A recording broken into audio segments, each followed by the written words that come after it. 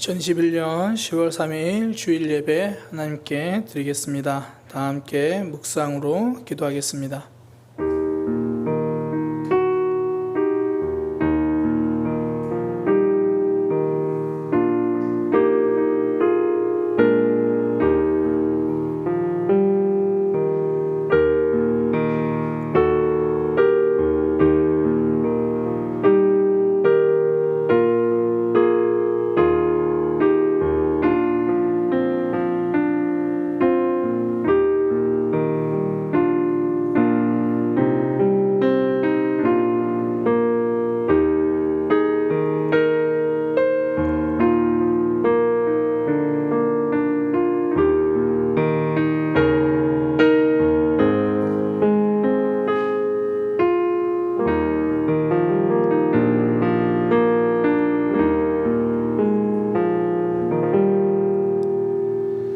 하나님, 오늘도 주일을 허락하여 주셔서 하나님 앞에 예배하게 하시니 감사합니다.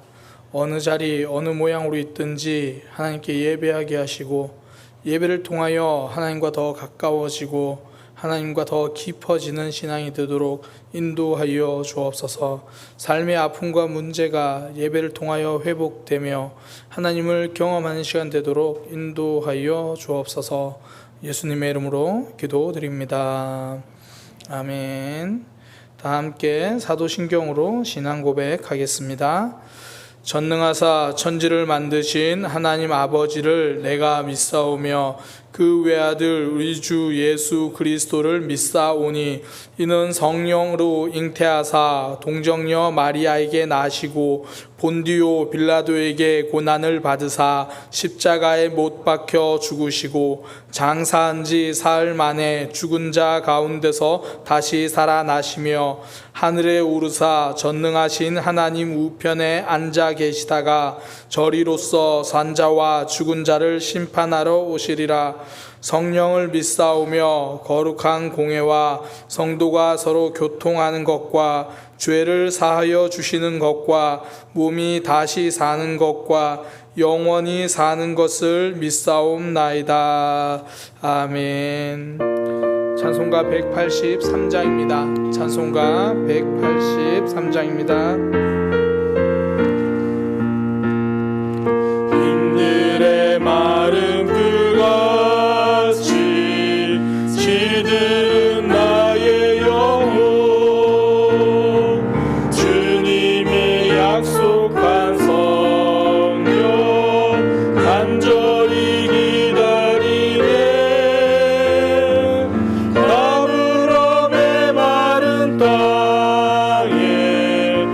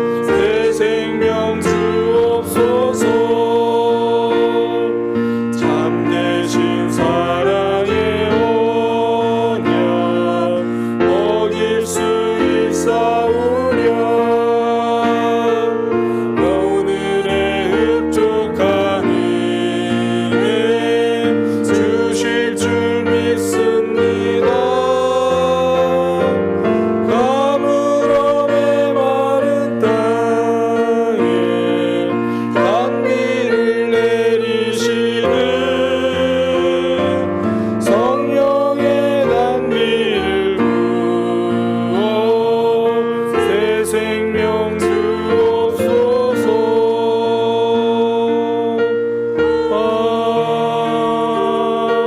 아멘. 김동욱 장로님 대표 기도해 주시겠습니다.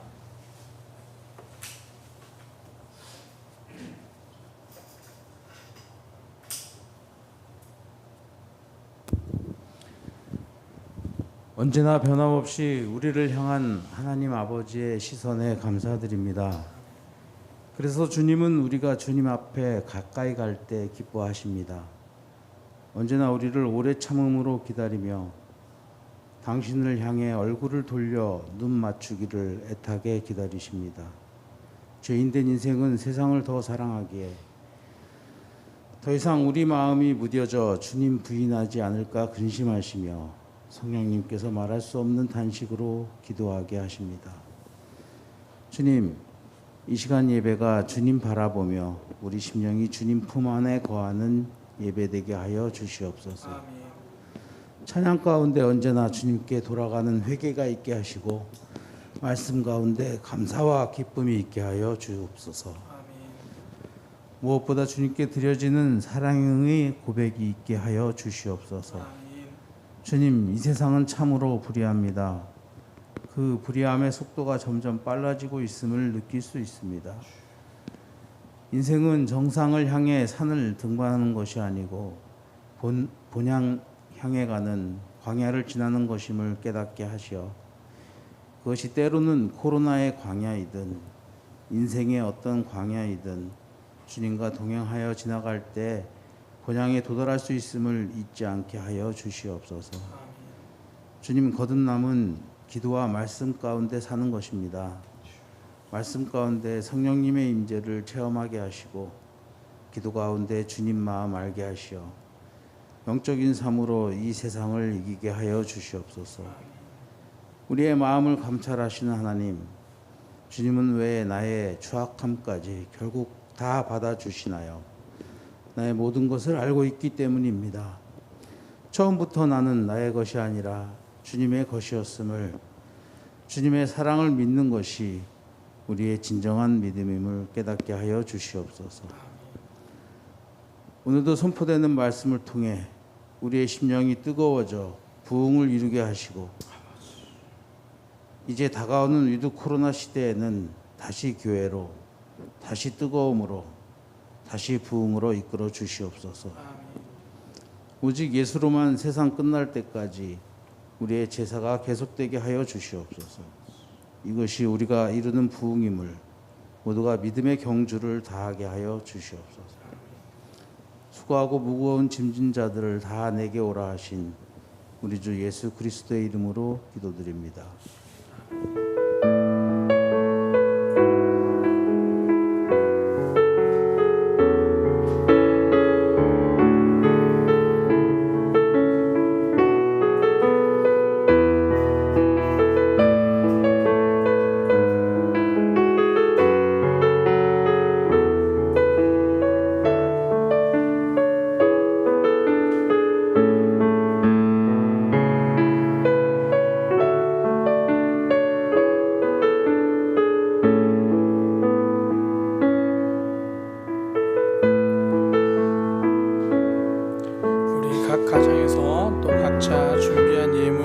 하나님 앞에 드리겠습니다.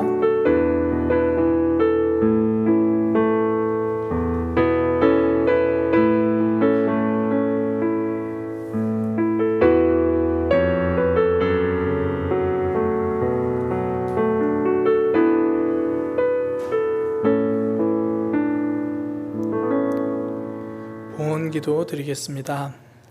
하나님, 오늘 하나님 앞에 예배하면서 주님 앞에 물질도 구별하여 드립니다. 우리의 삶이 하나님의 것임을 고백하는 마음으로 우리가 가진 물질을 하나님께 드렸사오니 주님께서 이 물질을 받으시고 이 물질이 쓰이는 곳마다 하나님의 사랑이 드러나고 하나님 나라가 확장되는 역사가 있게 하여 주옵소서. 우리의 믿음의 고백을 담아 드렸습니다. 하나님을 사랑하는 마음으로 드렸습니다. 주님께서 받아 주시옵소서. 무엇보다 우리가 이 땅을 살아갈 때 물질이 필요합니다. 하나님, 주님께서 우리의 삶을 아시오니 공급하여 주시고 부족함이 없게 하여 주옵소서. 또한 믿음으로 살아갈 때에 물질로 인하여 시험 들기도 합니다. 하나님, 우리의 믿음을 붙들어 주셔서 시험을 이기는 신앙 되게 하여 주옵소서. 예수님의 이름으로 기도드립니다. 아멘. 교회 소식입니다.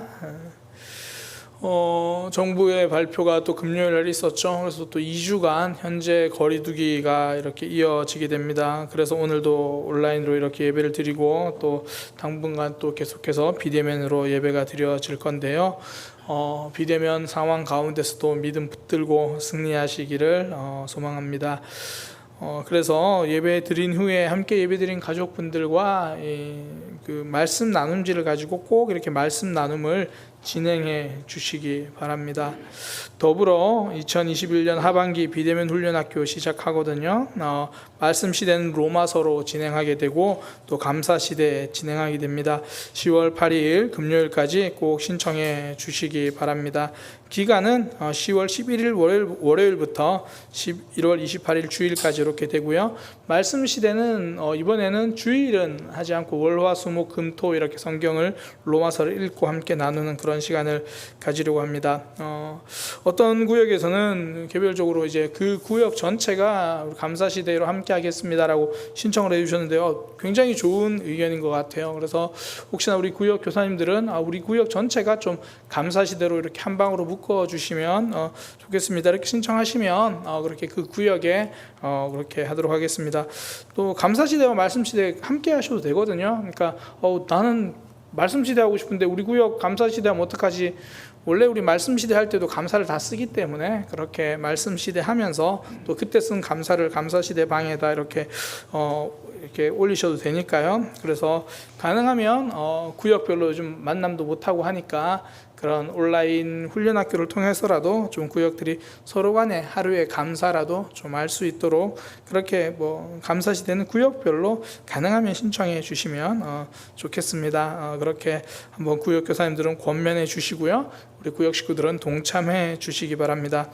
말씀 시대도 많이 신청해 주시고요. 청년부에서는 아마 전사님이 개별적으로 또 아마 광고한 걸로 아는데 청년들도 이렇게 훈련학교 동참해 주시기 바랍니다. 정부의 비대면 예배 조치가 끝날 때까지 주일 예배 외에 모든 모임을 지금 자제하고 있습니다. 그럼에도 불구하고 계속 신앙 하나님 붙들고 승리하시기 바랍니다. 사태 추이를 지켜보면서 추가 대응 방안 상황에 따라서 이렇게 또 알려드릴 거고요.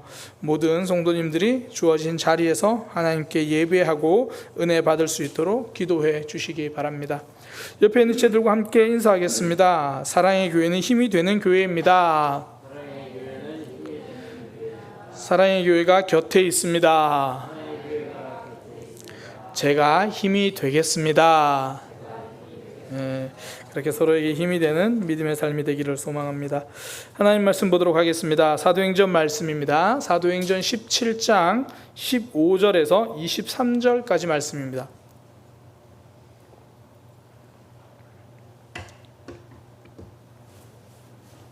사도행전 17장 15절에서 23절까지 말씀입니다. 제가 봉독하도록 하겠습니다. 바울을 인도하는 사람들이 그를 데리고 아덴까지 이르러 그에게서 실라와 디모데를 자기에게로 속히 오게 하라는 명령을 받고 떠나니라. 바울이 아덴에서 그들을 기다리다가 그 성에 우상이 가득한 것을 보고 마음에 격분하여 회당에서는 유대인과 경건한 사람들과 또 장터에서는 날마다 만나는 사람들과 변론하니 어떤 에피쿠로스와 스토아 철학자들도 바울과 쟁론할세 어떤 사람들은 이르되 이 말쟁이가 무슨 말을 하고자 하느냐 하고 어떤 사람은 이르되 이방신들을 전하는 사람인가 보다 하니 이는 바울이 예수와 부활을 전하기 때문이로라. 그를 붙들어 아레오바고로 가며 말하기를 내가 말하는 이 새로운 가르침이 무엇인지 우리가 알 수 있겠느냐? 내가 어떤 이상한 것을 우리 귀에 들려주니 그 무슨 뜻인지 알고자 하노라 하니 모든 아덴 사람과 거기서 나그네 된 외국인들이 가장 새로운 것을 말하고 듣는 것 외에는 달리 시간을 쓰지 않음이더라. 바울이 아레오바고 가운데 서서 말하되 아덴 사람들아 너희를 보니 범사에 종교심이 많도다. 내가 두루 다니며 너희가 위하는 것들을 보다가 알지 못하는 신에게라고 새긴 단도 보았으니 그런즉 너희가 알지 못하고 위하는 그것을 내가 너희에게 알게 하리라. 아멘.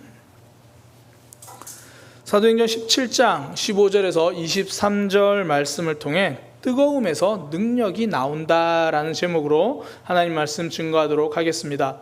뜨거움에서 능력이 나옵니다. 전천후라는 말이 있습니다. 전부를 뜻할 때 말하는 전자고요. 하늘 천자고 기후할 때 후자입니다. 있는 그대로 말을 한다면 어떤 날씨에든지 모든 날씨에든지 그런 뜻이 되겠죠. 근데 원래 이제 우리가 사용하는 의미로는 어떤 날씨가 되었더라도 본래의 능력을 다 발휘할 수 있는 것, 이런 것을 전천후라고 말을 합니다. 그래서 이 전천후라는 단어가 붙은 것들을 보면요, 좀 달라요. 우리가 이제 육상 경기하는 것을 트랙이라고 하는데 트랙 중에서 전천후 트랙이 있거든요. 그 전천후 트랙은 비가 와도 경기를 할 수 있는 그런 트랙이 전천후 트랙입니다. 그러니까 비가 와도 경기는 멈출 수 없잖아요. 옛날에 금성전자에서 전천후 냉장고가 나왔어요. 그러니까 지금은 LG로 바뀌었는데 전천후 냉장고, 전투기도 전천후 전투기가 있다고 합니다. 그러니까 날씨가 안 좋아도 레이더 같은 곳으로 방향을 잡아가면서 임무를 수행하는 전투기를 말하는 거잖아요. 날씨가 안 좋다고 전투를 멈출 수는 없잖아요. 그러니까 전천후. 청년들은 이제 직장 생활을 하면서 가장 많이 느끼는 게 전천후거든요. 이게 아프다고 쉴 수 있는 게 아니구나.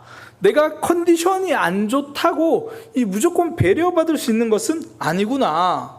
급한 일이 생긴다고 해서 회사를 빠질 수 있는 건 아니구나. 그걸 견디면서 진짜 전천후 직장인이 되는 거죠. 성경에도요, 이 전천후 신앙인이 있습니다. 여러 사람을 예를 들 수 있겠지만 여호수아가 그런 사람이거든요. 여호수아는 자신이 어떤 위치에 있든지 변함없이 하나님을 붙들었어요. 그러니까 모세의 시종으로 있을 때도 그렇고 이스라엘의 지도자로 있을 때도 그렇고 위치에 상관없이 하나님을 신실하게 붙들었습니다. 어떤 사람들은 그렇게 이야기해요. 내가 지금 처한 상황과 위치 때문에 하나님을 잘 섬기지 못하지, 내가 조금만 더 승진하면 될 거야. 사실 신학생들 중에서도 가끔씩 그런 얘기를 해요.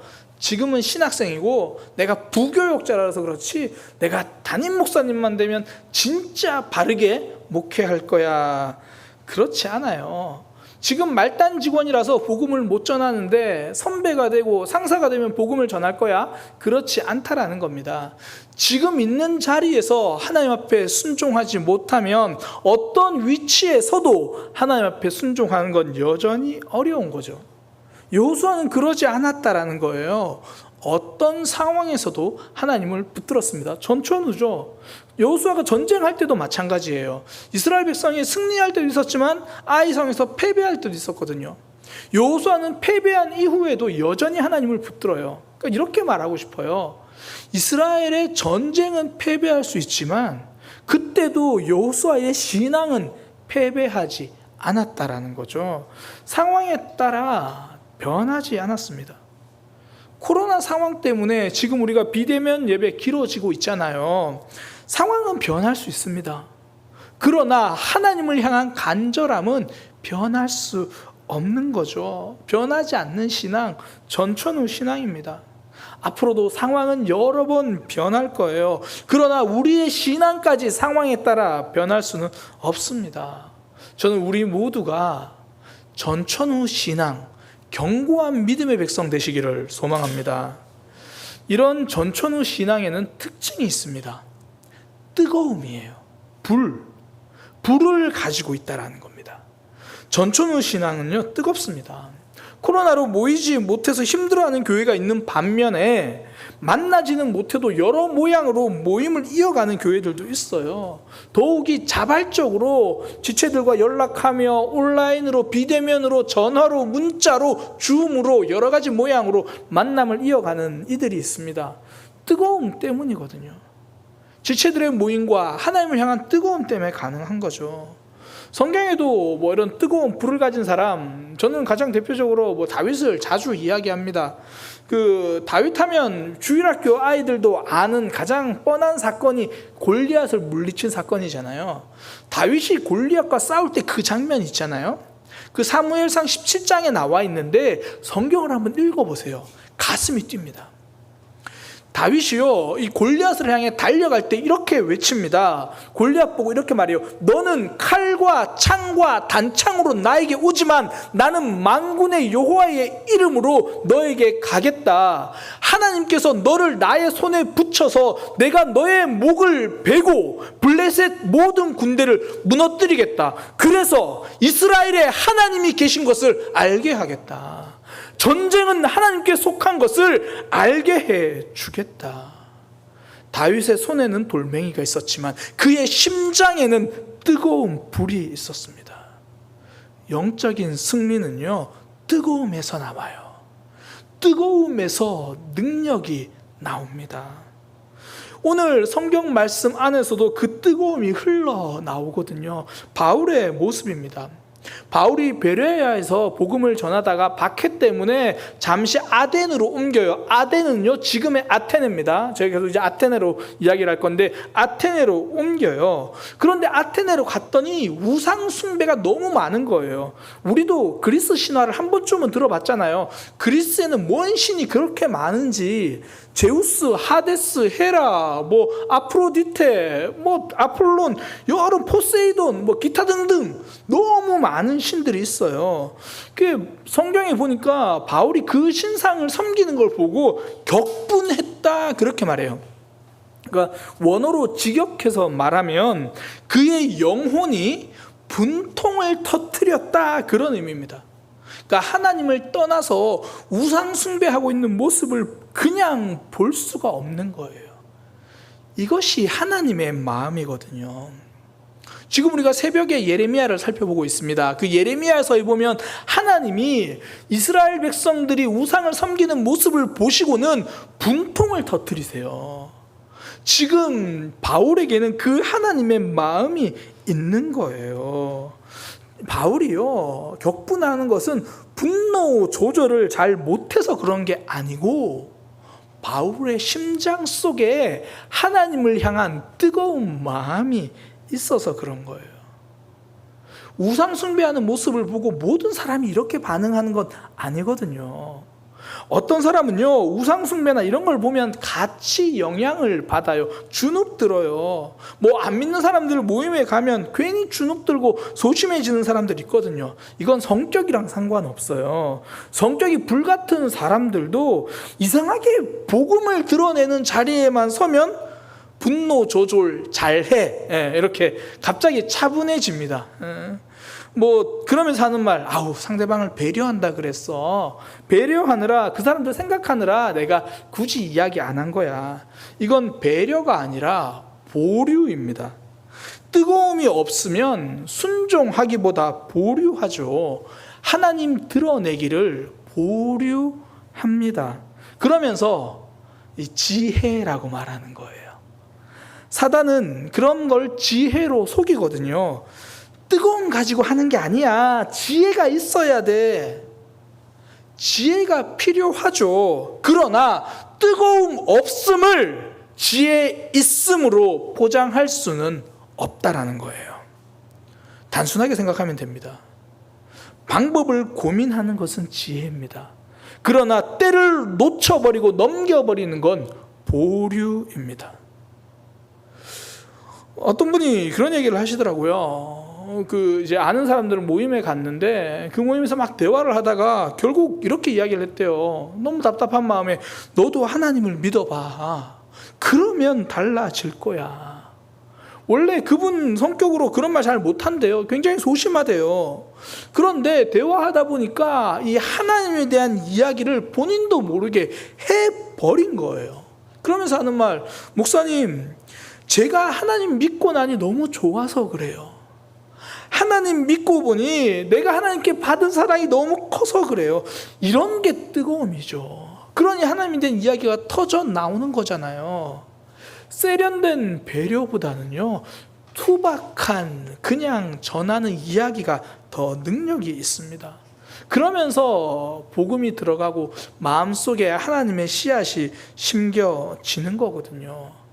그 상황 속에서 그 마음을 주셨다는 것은 그때에 이야기하라고 주신 마음이죠. 보류하고 넘겨두는 것이 아니라 투박해도 하는 거죠.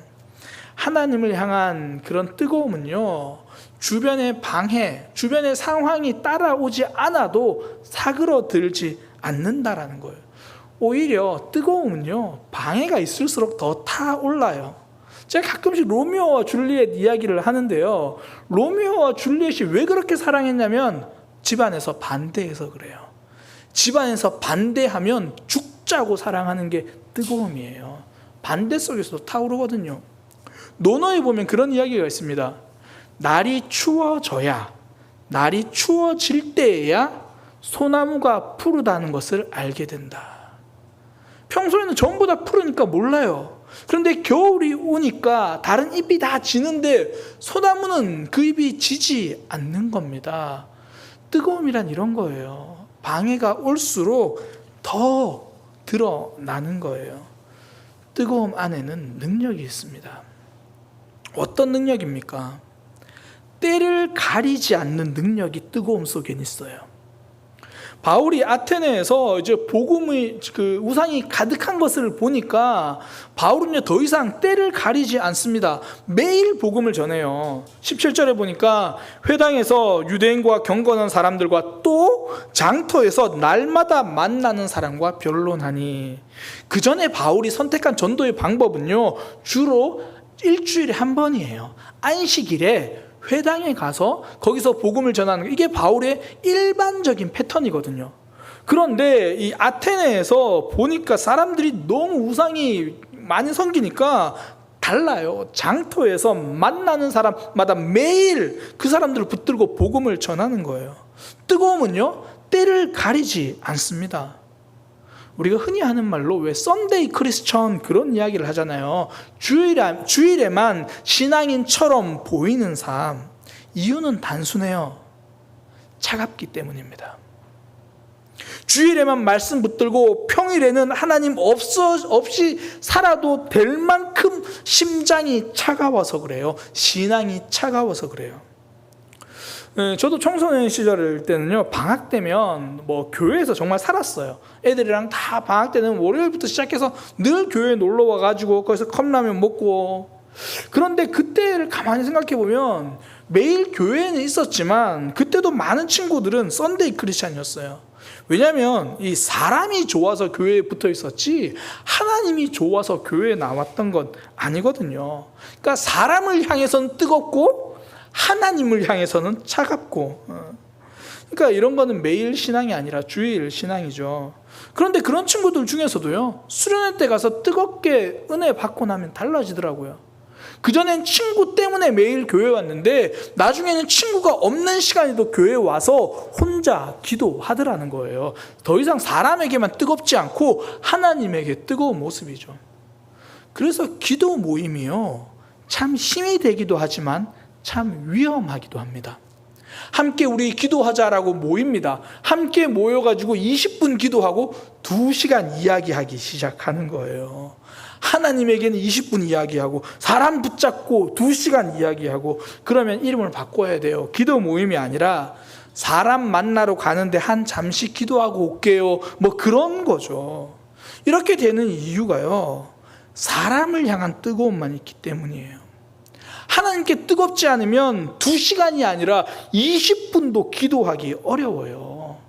기도하다가 눈 떠보면 5분 지났고 눈 떠보면 2분 지났고 기도하다 눈 떠보면 시간이 가지를 않는 거죠. 근데 어떨 때 그럴 때 있잖아요. 정말 답답해서 기도하는데 잠시 기도한 줄 알고 눈 떴는데 30분이 지났어요. 1시간이 지났어요. 이런 걸 몰입이라고 하잖아요. 뜨거워야 몰입할 수 있거든요. 이 몰입을 가장 잘 볼 수 있는 게 청소년 자녀들이죠. 밤새워서 게임을 합니다. 근데 그런 애들 붙잡고 물어보세요. 너 오늘 밤샐 거니? 그 친구는 밤샐 마음이 조금도 없어요. 딱 30분만 게임하고 싶은 거거든요. 30분 게임하다가 잠시 시간이 지나서 1시간 정도 게임했거니 생각하는데 뒤에서 날이 밝아오는 거예요. 이제 자기도 모르게 밤을 샌 거죠. 사실 저도 그럴 때가 가끔 있어요. 전 역사 소설을 굉장히 좋아하거든요. 뭐 삼국지나 이런 거, 뭐 삼국지, 초환지 이런 거는 10권이 넘어요. 그러니까 한번 잡으면 끝내기가 쉽지 않거든요. 실제로 제가 이제 부산에서 부교육자 시절인데요. 초환지를 보려고 이제 꺼냈어요. 꺼냈는데 퇴근하고 나서 저녁 먹고 초환지를 봤는데요. 보다가 보니까 알람 시계가 울리더라고요. 새벽기도 가야 된다고. 그러니까 보다가 그냥 시간 가는 줄 모르고 몰입한 거죠. 실제로 이런 몰입인 경우 우리 주변에도 많아요. 뭐 요즘도 그런지는 모르겠는데 예전에는 남자들이 컴퓨터를 잘했습니다. 이 컴퓨터를 왜 잘했냐면 그것도 게임 때문이에요. 예전에는 게임 프로그램을 살려면 돈이 들었거든요. 근데 이 돈 들이지 않고 게임 프로그램을 설치하려고 하다 보니까 이 프로그램도 설치해보고 저 프로그램도 설치해보고 그것도 안 되면 컴퓨터 통째로 새로 뭐 설치해보고 그러면서 컴퓨터 실력이 느는 거예요. 거기에 쏟는 시간을 고생이라고 생각하지 않아요. 게임을 향한 마음이 뜨거우니까요. 모든 방법을 다 찾고 없는 시간도 만들어가지고 그거 하고 있어요. 말씀을 향해서도요. 그 뜨거움을 맛보고 나면 시간을 쪼개서라도 성경을 읽습니다. 반면에 말씀을 향한 뜨거움이 없으면요. 드라마 신사와 아가씨를 볼 시간은 있어도 말씀 읽을 시간은 없는 거예요. 비대면 훈련학교의 장점이 그겁니다. 일주일에 한 번 주일에 예배 때 성경 봉독 시간에만 성경 읽던 사람이 매일 성경 읽게 되는 거죠. 하루를 시작하면서 뭐 또 마치면서 하나님께 감사를 매일 하면 그거를 하는 거죠. 주일 신앙이 아니라 매일 신앙으로 훈련하는 거거든요. 근데 이 훈련은요, 사실 습관을 만드는 훈련이 아닙니다. 뭐 그거 2달, 석 달 한다고 습관이 되지 않아요. 대신 이 훈련은요, 불을 붙이려는 거예요.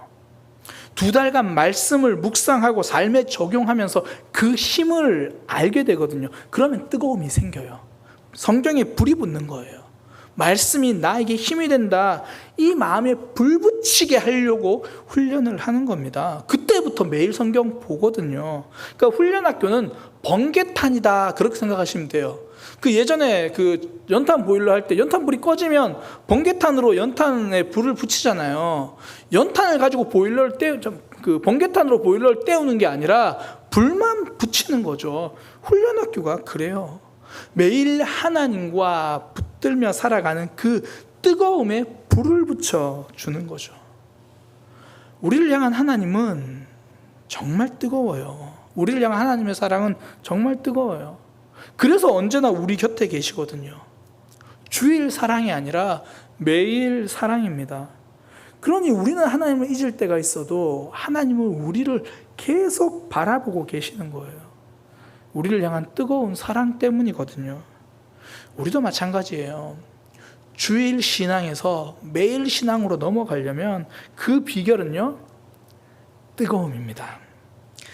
뜨거움은 때를 가리지 않아요. 그래서 하나님께 매일 나아가게 되는 거죠. 또 하나, 이 뜨거운 신앙, 이 뜨거워지면요, 온 몸으로 신앙생활을 합니다. 내 삶의 일부만 크리스천이 아니라 내 삶의 전부가 크리스천이 되는 거거든요. 이 바울이 복음을 전하는 모습을 보면요, 자신이 가진 것 다 동원해요. 온 몸으로 복음을 전해요. 그러니까 바울이 하는 그 영적 싸움을 전 이렇게 표현하고 싶어요. 권투가 아니라 온 몸을 쓰는 격투기, 손만 쓰는 권투가 아니라 온 몸을 쓰는 격투기. 이제 바울이 복음을 전한 이 아테네의 가장 큰 특징이 철학이거든요. 철학. 그 20세기 철학자 화이트헤드라는 사람이 이렇게 말했습니다. 서양 철학은 플라톤 철학을 설명한 것뿐이다. 모든 서양 철학은 플라톤 철학을 설명한 것뿐이다. 이 플라톤이 누구냐면 이 그리스 아테네에서 활동했던 철학자예요. 이 플라톤의 스승이 소크라테스고요. 이 플라톤의 제자가 아리스토텔레스입니다. 그러니까 이 아테네 그러면 이 철학이 시작된 곳, 철학의 출발지 그런 곳이에요. 그러니까 바울이 도착한 곳이 그 아테네입니다. 그러니까 바울이 뭘 하냐면 이제 자신이 가진 지식을 가지고 철학자들과 씨름하기 시작하는 거예요. 자기가 가진 지식을 동원합니다. 오늘 18절에 그 이야기를 하는 거예요. 에프크로스와 스토아 학자들과 쟁론하니 그 철학을 배우면요. 에프크로스, 스토아 반드시 이름 듣는 사람들이거든요. 이들하고 지금 씨름하는 거예요. 왜 그렇습니까? 복음을 전하기 위해서 내가 가진 것 동원하는 거예요. 바울이 그렇게 이야기했거든요. 헬라에게는 헬라인에게로, 유대인에게는 유대인과 같은 방식으로 자신이 가진 것 다 동원해요. 주눅들지 않아요. 그 안에 뜨거움이 있으니까 내가 할 수 있는 거 다 끄집어내서 한다고요. 어떤 신학자들은 여기서 바울이 실패했다 그래요. 복음을 지식으로 전하니까 잘못했다 그러는데 사실 성경 어디를 봐도요, 이것을 실패라고 성경에서 말하지 않습니다. 심지어 바울이 이 아테네에서 철학만 이야기한 것 아니에요. 18절 뒷부분에 보면요, 바울이 예수와 부활을 전하기 때문이라 철학을 도구로 사용했지만 철학만 말한 게 아니라 결국 말하고 싶었던 것은 예수님과 그 예수 그리스도의 부활이에요. 단지 그걸 전하기 위해서 온 몸을 쓰는 거죠. 자신이 할 수 있는 모든 걸 다 동원하는 거예요. 이렇게 생각하시면 됩니다. 서울대에 나왔대요. 하버드 출신이래요. 그러니까 온갖 지식 이야기를 해가지고 결국은 그러니까 예수님 믿어야 돼 이야기를 한 거고요. 나중에 뒷부분에 18장에 보면 이 브리스길라와 아굴라라는 부부를 만나는데 그 부부는 직업이 뭐냐면 천막 만드는 사람이에요. 그러니까 바울이 어떻게 이야기하냐면 천막이요? 저도 천막 만들어 봤는데요? 그러면서 그 이야기로 시작하는 거예요. 노동하는 사람에게는 노동으로 이야기하고 철학자들에게는 철학으로 이야기를 하고 바울의 영적인 싸움은요, 모든 것을 동원한 총력전입니다. 아마 우리 어른들은 성령 영화를 좀 좋아하실 거예요. 한두 번 봤던 기억이 있을 거예요. 이 성령 영화의 액션, 주로 액션 영화잖아요. 이 액션의 특징이 뭐냐면 칼과 총으로 성령이 잘 싸우지 않아요. 주로 뭘 가지고 싸우냐면 주변에 있는 사물을 가지고 싸워요. 의자 가지고 때리고, 냉장고 문 열어서 때리고, 그릇 던지고, 냄비로 때리고, 어디가 우산 가지고 싸우고. 이게 성령 액션의 특징이에요. 손에 잡히는 거 가지고 다 싸워요. 주변에 있는 거 가지고 싸우는 거예요. 그래서 성령 액션이 더 실제적으로 보여요. 그러니까 그런 생각하거든요. 나도 저렇게 절박하면 냄비라도 들고 후려치겠다. 그런 생각하는 거예요. 공감대가 형성되죠. 간절하면요, 온 몸으로 살아가는 겁니다. 마틴 로이드 목사님이 누가복음 탕자 비유를 이렇게 설교하셨습니다. 사람이 조금 배가 고프면 쥐염나무 열매를 찾지만 진짜 배고프면 아버지를 찾는다. 아직까지 쥐염 열매 붙들고 살 때가 있잖아요. 이거 있어야 돼. 더 가져야 돼. 이것만 있으면 돼. 그런데 진짜 힘들어지면 내 삶이 하나님만 붙들게 되어 있습니다. 전부 크리스천으로 나아가는 거죠. 그전에는 일부 크리스천이에요. 이때만 하나님 붙들고 신앙생활을 하나님 붙들고 그러다가 정말 고난을 만나고 어려움을 만나면 내 삶의 모든 것으로 하나님 붙들기 시작하는 거죠. 하나님이 우리 삶에서 고난을 허락하실 때가 있어요. 이거 하나 해결했더니 저기서 문제 터지고 저거 하나 해결하려고 했더니 또 다른 문제 터지고 그때부터 우리는 온몸으로 하나님을 붙드는 신앙이 되거든요. 그러니까 전부 크리스천이 되어가는 과정입니다. 그러니 삶의 어려움이 찾아오면요, 진짜 해결해야 될 게 뜨거움이에요. 하나님을 진짜 붙드는 것. 교회에서만 하나님을 찾지 말고 삶에서도 하나님을 찾는 거죠. 신앙의 문제 말고 삶의 문제를 하나님께 맡기고 동행하게 되는 거죠. 뜨거울 때 진짜가 됩니다. 한 시인이 이런 말을 남겼습니다. 온 몸으로 살아낸 하루는 삶의 이야기를 남긴다. 나만의 이야기가 없는 하루는 살아도 산 날이 아니다. 온몸으로 살아낸 하루가 삶의 이야기를 남긴대요. 그래서 남자들이 군대 이야기를 그렇게 많이 하는 거예요. 군대는 온몸으로 살아가는 거잖아요. 제가 이제 갓 제대한 제 조카가 지금 서울에 와 있어가지고 뭐 한 주간 그 친구랑 좀 이런저런 대화를 했는데 대부분의 이야기가 군대 이야기예요. 해군이거든요. 배 타는 이야기, 배에서 훈련한 이야기, 거기서 생활한 이야기. 군대는 아침부터 잠잘 때까지, 아니 잠들어서 깰 때까지 다 군 생활이에요. 다 군인이에요. 심지어 휴가 나와도 군인이에요. 온 몸으로 살았어요. 그렇더니 그 모든 삶이 이야기가 되는 거잖아요. 온 몸으로 살면 이야기가 됩니다. 아브라함이 이삭을 바친 것이 가장 큰 이야기가 되는 이유가 뭡니까? 아브라함이 가장 소중한 것을 하나님께 바쳤잖아요. 온 몸으로 살아낸 겁니다. 이삭이 우물을 3번이나 양보했던 그것이 이야기가 된 이유는 내 삶에 가장 중요하다고 생각하는 이 우물을 하나님을 신뢰하며 양보한 거거든요. 내 신앙이 일부가 아니라 내 인생 전부라는 거예요. 그런 이야기가 되죠. 그래서 십자가의 이야기가 아직도 기억되는 겁니다. 우리를 위해서 예수님이 전부를 내어주셨거든요. 물과 피를 쏟으면서 사랑해 주셨거든요. 온몸으로 사랑할 때 이야기가 됩니다. 어떤 청년들 2명이요, 자매인데 20대에 2년간 내 삶을 하나님께 드려야겠다. 그리고는 단기 선교를 훌쩍 떠난 자매가 있습니다. 교회에서 이제 동역하는 인도네시아 선교사님에게로 가서 2년간 단기 선교를 한 거예요. 그냥 학교 딱 졸업하자마자 그렇게 2년을 갔습니다. 이게 사람들은 그렇게 말하죠. 젊음을 낭비하는 삶이라고. 그렇지 않습니다. 하나님 앞에 남김없이 쓰임받고 싶어하는 삶이죠. 이런 삶은요, 등 떠민다고 되는 게 아니에요. 가슴 속에 불이 있으면 하는 거예요. 뜨거우면 하는 겁니다. 문정희 시인이 이 늙은 꽃이라는 시를 썼어요. 그 시가 이렇게 됩니다.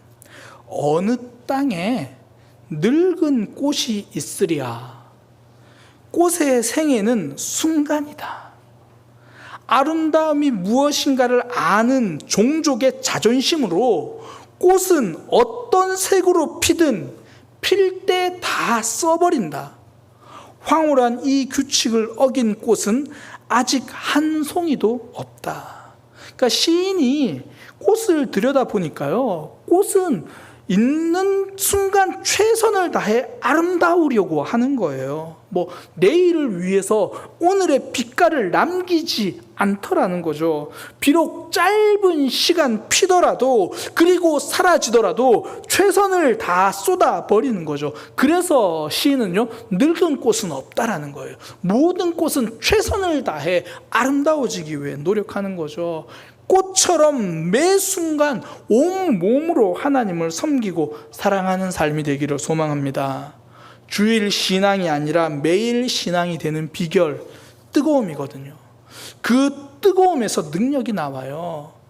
늘 적당히 신앙생활하는 것이 아니라 온 몸으로 신앙생활하는 것, 내 삶의 전부로 하나님을 따르는 신앙. 이건 우리 속에 뜨거움, 불이 있을 때 가능한 겁니다. 그래서 성도는요, 뜨거움을 소망합니다. 나도 뜨거운 신앙을 하게 하소서. 내 안에 뜨거움이 회복되게 하소서. 하나님, 내 안에 하나님을 향한 열정이 사라지고 있습니다. 아니, 어쩌면 교회와 사람을 향한 열정은 있었지만 하나님을 향한 열정은 제대로 가져본 적이 없습니다. 하나님, 하나님을 뜨겁게 사랑하게 하소서. 하나님께 사랑받고 싶다라는 마음이 있는 것만큼, 아니 그거보다 또 열정적으로 하나님을 사랑하게 하소서. 그것이 나의 삶의 기도 제목이 되게 하소서. 제가 참 좋아하는 이야기가 있는데요, 제가 아마 한두 번 말씀드렸던 기억이 납니다. 하나님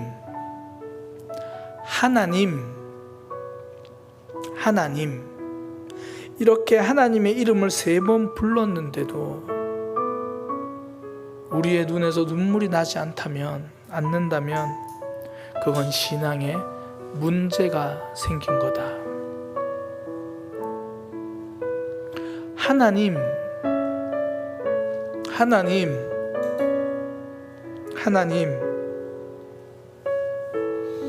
우리 안에 뜨거움이 있게 하여 주옵소서. 하나님, 나의 마음이 너무 썰렁합니다. 하나님 도와주세요. 하나님 불쌍히 여겨주세요. 내 안에 하나님이 아닌 다른 것을 붙드는 마음은 다 사라지고 뜨거운 신앙이 되게 해주세요. 영적인 불길이 타오르게 하소서. 나의 마음이 뜨거워지게 하소서. 우리 오늘은요, 이거 한 가지만 놓고 기도할 거예요. 하나님, 내 마음이 뜨거워지게 하소서. 나에게 뜨거움을 주소서. 그런 마음으로, 기도하는 마음으로 찬양합니다. 이 땅의 황무함을 보소서. 이 땅의 황무함을 보소서. 우리 마음의 황무함을 보소서.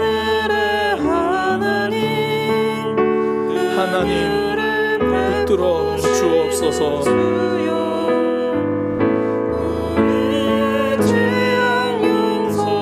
하나님을 바라보며 하나님을 향한 뜨거움이 있게 하여 주옵소서. 이제 우리 모두 하나 되어 이 땅에 무너진 기초를 다시 쌓을 때 우리의 우상들을 태우신 성령의 불 임하소서. 흥의 불길 타오르게 하소서. 내 마음을 새롭게 하여 주옵소서. 은혜의 강물 흐르게 하소서. 성령 하나님, 내 마음에 오셔서 우리를 뜨겁게 하여 주옵소서. 나의 마음을 뜨겁게 하여 주옵소서. 영광 가득한 새날 주소서. 오 주님, 나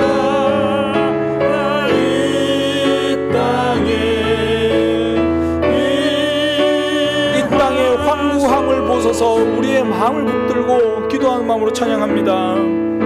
이 땅의 황무함을 보소서. 하늘의 하나님, 긍휼을 베푸시는 주여, 우리의 죄악 용서하소서. 하나님, 우리의 마음을 뜨겁게 하여 주옵소서.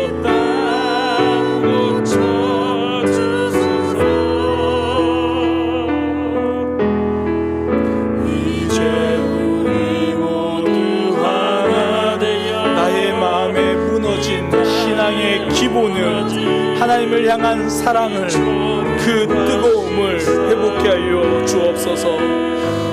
주여, 불을 내려 주옵소서. 우리의 가슴이 뜨거워지게 하여 주옵소서. 우리의 마음이 뜨거워지게 하여 주옵소서. 흥의 불길 타오르게 하소서. 진리의 말씀이 나의 마음을 뜨겁게 하여 주옵소서. 우리의 마음이 뜨거워지게 하여 주옵소서. 은혜의 강물 흐르게 하소서.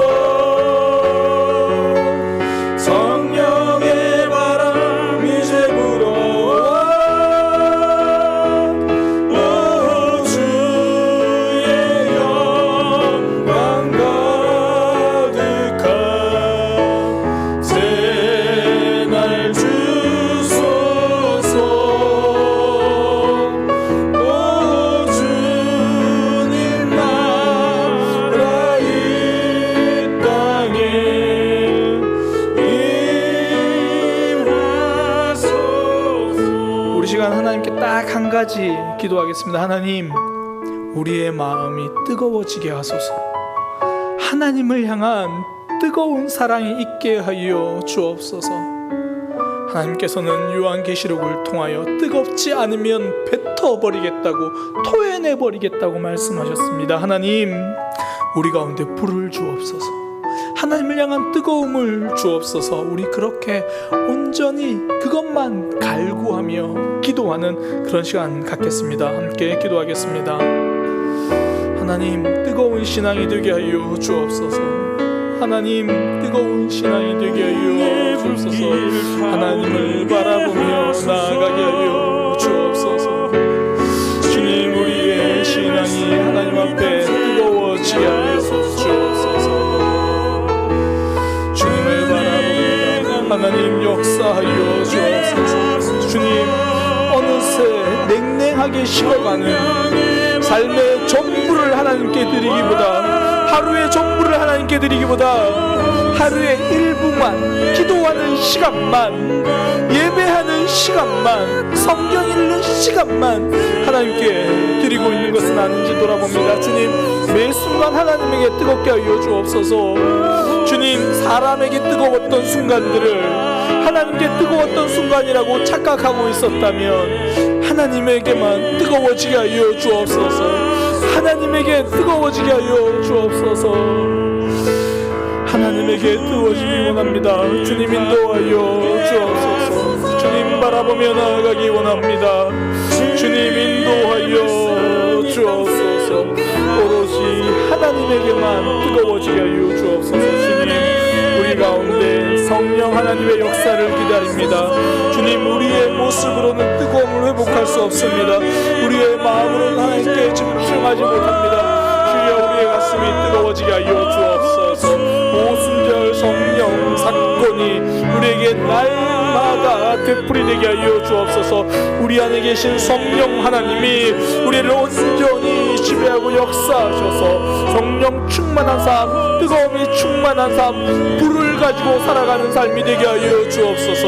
내 안에 있는 하나님을 견디지 못하여 소개하고 내 안에 있는 하나님을 주변에 드러내며 살아가는 삶이 되게 하여 주옵소서. 주일만 크리스천이 아니라 매일 크리스천의 삶을 살아가기 원합니다. 주님, 인도하여 주옵소서. 하나님, 우리의 삶이 매 순간 하나님에게 전부로 살게 하여 주옵소서. 온 몸으로 하나님을 사랑하며 온 몸으로 하나님을 섬기기 원합니다. 주님, 인도하여 주옵소서.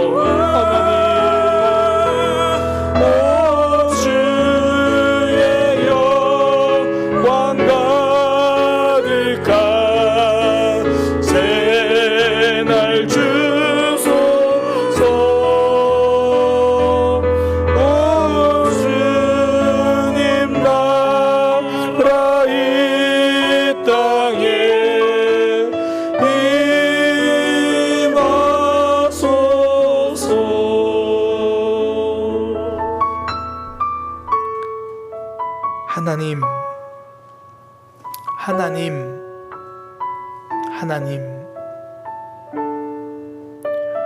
하나님의 사랑을 생각할 때 눈물 났던 적이 있었습니다.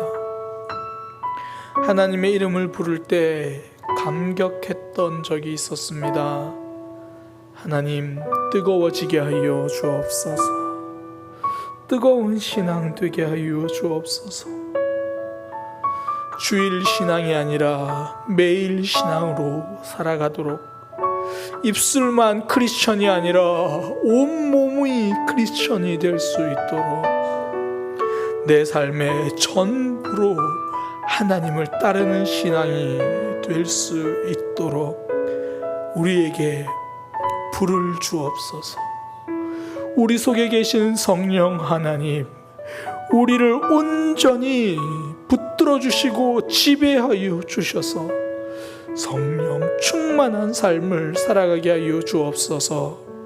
하나님의 사랑이 너무 커서 감격하며 그 하나님을 견딜 수 없어 증거하고 매일 하나님을 생각하며 살아가는 뜨거운 신앙이 되게 하여 주옵소서.